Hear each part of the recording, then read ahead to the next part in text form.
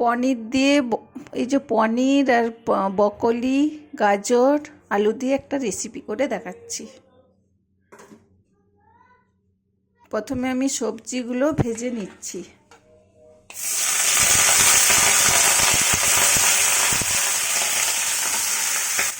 নুন হলুদটা অ্যাড করে দিলাম।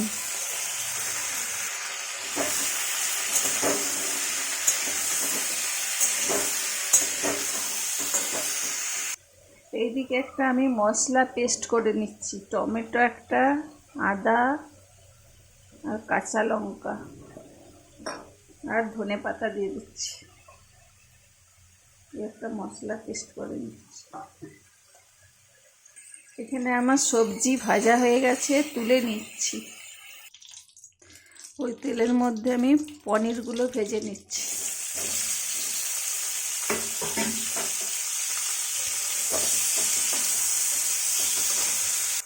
পনির ভাজা হয়ে গেছে, তুলে নিচ্ছি। হালকা করে ভাজছি।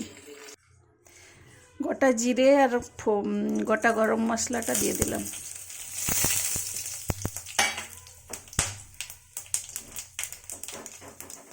এখানে মশলার পেস্টটা দিয়ে দিলাম।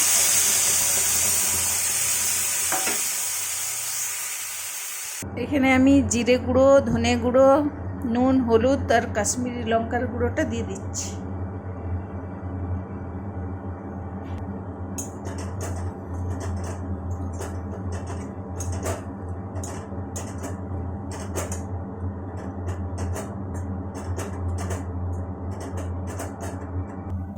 ভেজে রাখা পনির, বকলি, গাজর, আলু সব দিয়ে দিলাম।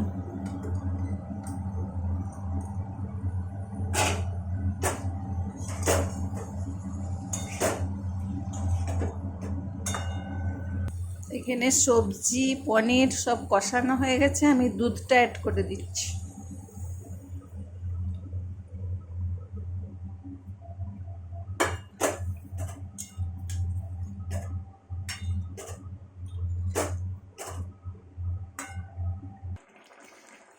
একটু ধনে পাতা অ্যাড করে দিলাম আর একটু মিষ্টি দিয়ে দিলাম। এইটা লুচি, পরোটা এইসবে খাবার জন্য। রেসিপিটি ভালো লাগলে লাইক, শেয়ার, কমেন্ট।